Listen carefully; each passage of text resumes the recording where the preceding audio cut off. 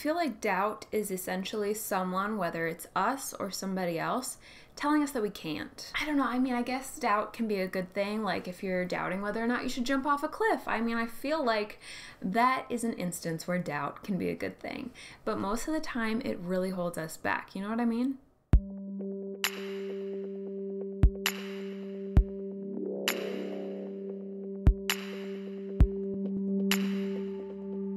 Okay, the first one I want to bring up is actually from this massive book here, and I've actually never read this whole thing. Somebody gave it to me.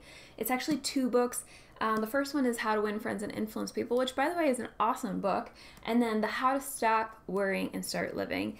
And this one I will never forget. As I was reading it, I can't even tell you where it is in this book anymore, but there's this saying for worry that just totally stuck out to me, and I've never forgotten it. He talks about dealing with a worry in 3 steps. Number 1 is to ask yourself, what is the worst thing that could possibly happen? Like the absolute worst thing.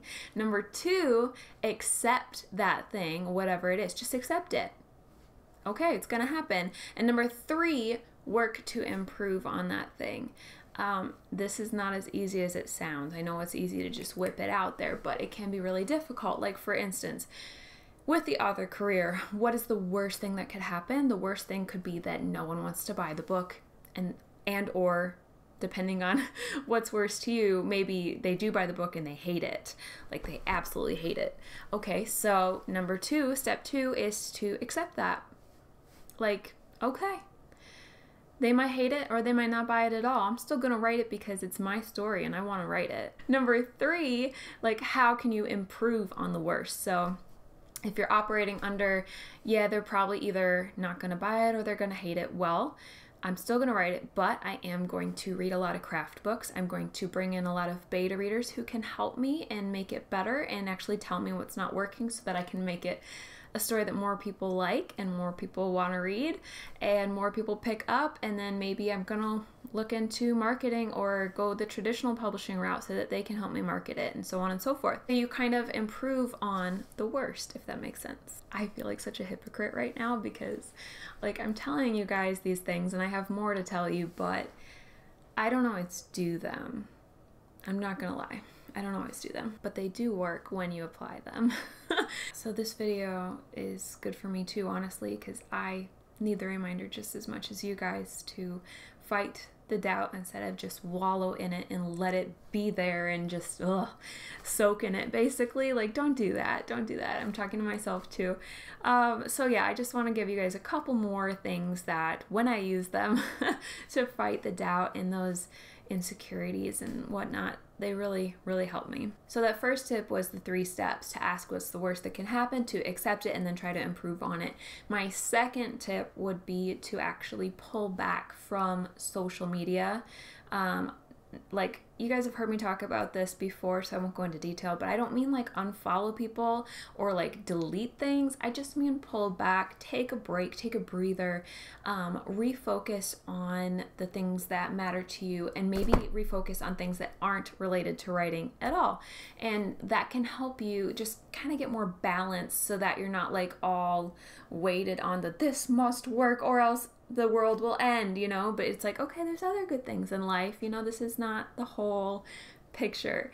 And so just stepping back from social media, and I think that's true of all areas of life, like outside of writing too, sometimes just stepping back from all the chaos going on can really help just refocus what matters. And then my third tip, which I've mentioned before many times, but I will mention it again because it's so true, is to get around writing friends, like good friends who will build you up, not people who will discourage you, but writing friends who will just build you up and tell you that those lies that you're believing about yourself are not true.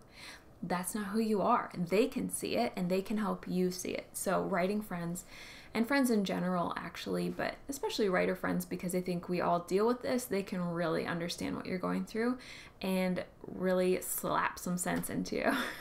And then my fourth and final tip is actually probably my favorite. I like to basically fight those lies, like I was kind of saying, if you know that it's a lie that you're believing about yourself, to replace it with the truth and to fight it with the truth. So whether that might be Pinterest quotes, and I'll flash a couple Pinterest quotes that I happen to love. There's a billion. I have a whole, like, what do you call that? What do you call that thing? Board. Right? Board? Yeah.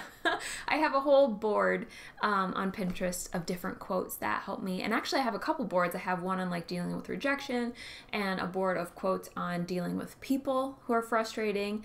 And I have a board on like when you don't feel good enough and that kind of stuff. So I don't know, check those out, but I encourage you to make your own. And then I also personally really believe in finding Bible verses that help me. So I have this whole list of verses that I feel like God has given me that really help me know, like, this is what He has spoken over my life. This is who I am. And then if I'm like struggling with doubts, I can go and look at that, and I'll grab the paper that I printed out for myself a while back, and I'll just kind of like pan over it for you guys so you can see and read some of those verses if you want. But one of my absolute favorites is the one that says, "Do not throw away your confidence. It will be richly rewarded. You need to persevere so that when you have done the will of God, you will receive what He has promised."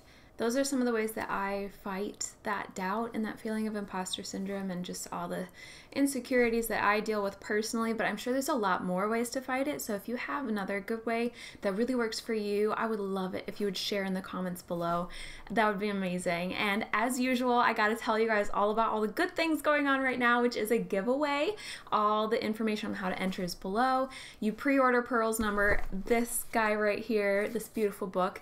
No matter what, you win because you get this book in the mail at the end of the giveaway, but you also have the chance to win a signed copy of a book of your choice, Evelyn's number or Pearl's number, or a candle based on one of the books, or a $10 Amazon gift card, depending on what you want. So that's really exciting. I'd encourage you to check it out. It's really easy to enter. And Evelyn's number is on sale now until the release, so go check it out because it's at an amazing price right now, and you can get both books at the same time. Evelyn's number will come to you right away, and then Pearl's number will come to you in like a week, which is so cool and so exciting. Other things that you can check out below if you want are my Patreon page, where I connect and help out other writers, and we talk throughout the month. We have an amazing Discord group where we get to hang out and chat, and it's been so cool. I love being able to help you guys out like in person, one-on-one, especially in the live chats and through the coaching calls that I've been doing. So check that out if you're interested. Make sure you give this video a thumbs up, subscribe below, and I'll talk to you guys again soon. Bye!